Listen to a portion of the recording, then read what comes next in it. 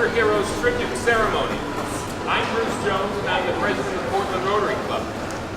Louder? Can you hear me now? Rotary is all about improving the lives of others. And today's ceremony is all about public tribute to all those individuals that have helped to improve the lives of others in their communities. People like teachers, mentors, veterans, siblings, parents, you'll see them all honored today. And they've done what Rotary stands for, and that's service above self. They've given of themselves to improve the lives of others. Thanks for joining us today, and as we celebrate our heroes. And now I'd like to introduce Paul Tully, who's one of the original founders of this program, and he's going to be introducing our speaker today. Thank you.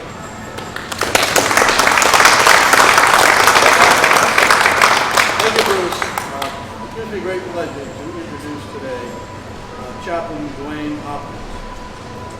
Dwayne moved to the Portland area in 1999, but he's been a pastor for the past 31 years. He is currently the executive director of South Portland Food Cupboard. He's service chaplain to the Scarborough Police, also the Scarborough Fire, and the Maine Association of Police. It gives me great pleasure to introduce Chaplain Dwayne Hopkins.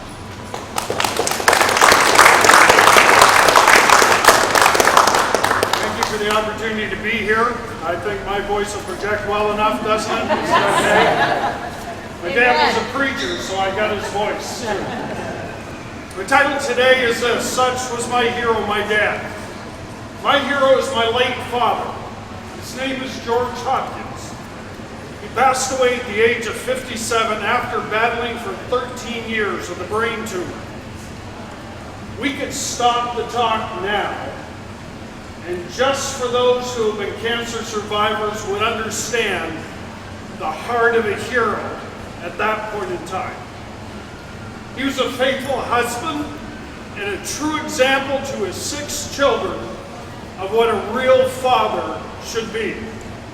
He was compassionate, and yet he was a disciplinarian. He was a model of what a real man looked like. He was a man's man because he could hunt, he could run a chainsaw, he had a motorcycle license, and even took an old school bus and renovated it into an RV for us as a family. He could wear work pants and work boots, but he cleaned up real well and could wear a suit, shirt and tie, and dress shoes as well. He was a gentleman. He was chivalrous. It was Superman himself, Christopher Reeves, who stated, "A hero is an ordinary individual who finds strength to persevere and endure in spite of overwhelming obstacles." And that was my dad. Somehow, he found the strength to persevere and endure in spite of overwhelming obstacles. Heroes like my father go the distance in life that others, for whatever reason, choose not to go. Heroes don't decide to become heroes. They become heroes because they dare to tackle the task that is right in front of them. Heroes don't have alter egos. As a matter of fact, they are not known at all for their ego. Heroes realize that life is not a sprint, but a marathon. They realize that it's a journey, not a destination. Heroes realize that life is about values and character and reputation. Heroes are people who live their lives for others and with others in mind. Heroes are not self-absorbed. They don't think of themselves. They don't think less of themselves. They just think of themselves less. Here are a couple of takeaway items about heroes today. Heroes are people of courage. Winston Churchill said this, "Courage is what it takes to stand up and speak, and courage is also what it takes to sit down and listen." Mr. Churchill exposed 2 important levels of courage. One, to stand up and speak on behalf of someone in need, or when someone is in need and they don't even realize it. Well, let me tell you a little story about my dad. We grew up in a small community of 867 people when everybody was home, including dogs and cats. And about every week we would go down to the local dairy bar and have a family ice cream. But this one occasion, there was a young man named Bucky Dyer. And Bucky Dyer was the town drunk and the town problem guy. He had a motorcycle license. And if you remember back in the 70s, the Honda 754 was the bike to have. And Bucky had that bike. We were there, and Bucky arrived into the dairy bar, drunk, riding the motorcycle. And Dad informed Bucky in no uncertain terms that he would not drive that motorcycle home, but my dad would. And Bucky stood in my dad's face and laughed at him, and my dad said, "Get in the car with my mother and the kids, with his wife and his kids. She will take you home, and I will drive your bike safely home." And he did that. This event led to Bucky Dyer sobering up and becoming a light in the community. The second level that Mr. Churchill exposed was the ability to sit down and listen. And to do that with someone who had constructive criticism, or even at worst, someone who was antagonistic. Stephen Covey suggests that we should seek first to understand and then to be understood. The cliche characteristic or observation that we have 2 ears and 1 mouth suggests that we should listen twice as often as what we speak. Such was my dad, my hero. He would let people vent. He had more strips taken out of him than anybody I have ever known in my entire life. But he would sit, he would listen, he would understand. We need to speak up, but we need to listen up, and that's the art of courage. Such was my hero, my dad. He was a man of courage. Heroes also push the limits. It was T.S. Eliot who said, "Only those who will risk going too far can possibly find out how far one can go." Well, I grew up in New Brunswick, Canada. When I was a lad, hockey came to our area. Dad and Mom were poor. They didn't have 2 cents to rub together. I recall one Christmas as we sat around the Christmas tree, Dad passing out the gifts.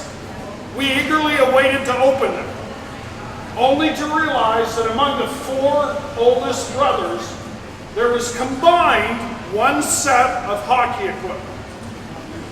In a not so typical case of selflessness, we decided to schedule that set of hockey equipment around the 4 of us, so each one of us would play every 4th game. Well, it was later that Mom and Dad brought out a full set of hockey equipment for each one of us. It was used, but we put it on with pride, and now we could all play. Guess who our coach was? Guess who never played a game of hockey in his life? Guess who never had skated in his life? Well, you've already guessed it. That was my dad. The result, he would fill our VW van full of us and the neighborhood kids whose parents couldn't have cared less if they ever played a game of hockey in their life. And he took us down to the rink, and off we would play. And oh, guess what?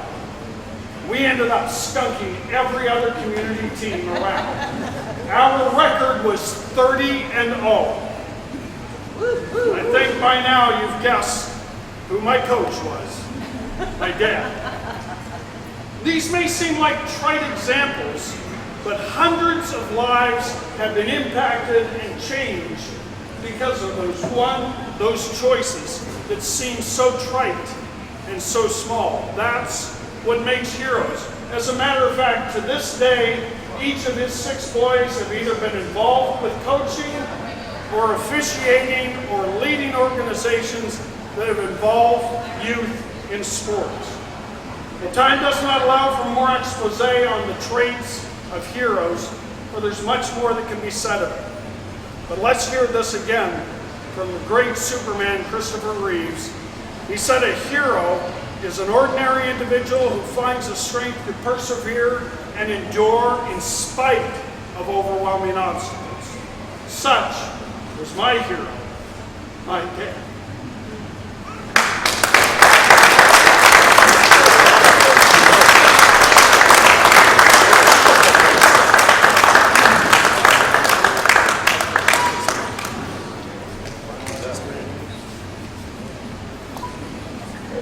Thank you, Dwayne. And now I'm going to introduce former Rotarian, Lynette Duncanson Ranger, to lead us in a song. Thank you so much.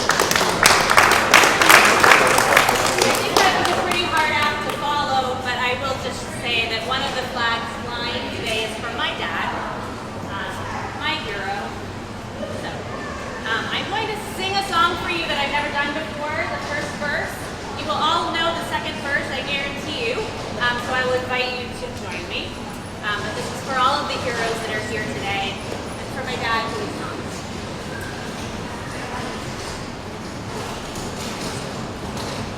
While the storm clouds gather far across the sea, let us wear allegiance to a land that's free. Let us all be grateful for a land so fair, as we raise our voices in a solemn prayer.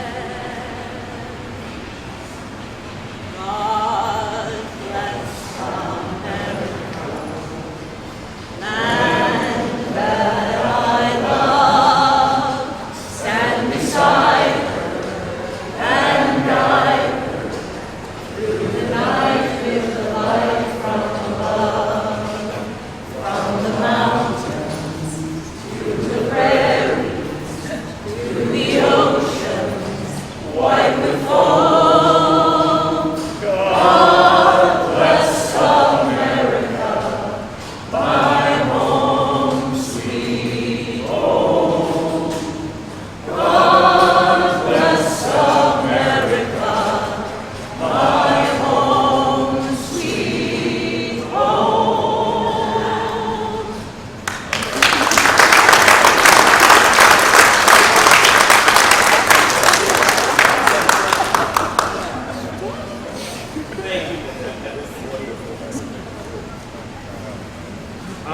Thank you very much for joining us today and sharing in this special event. A special thank you, I want to make a special thank you to Charlie Frayer and Paul Cullen and their team who put this all together for the 4th year in a row.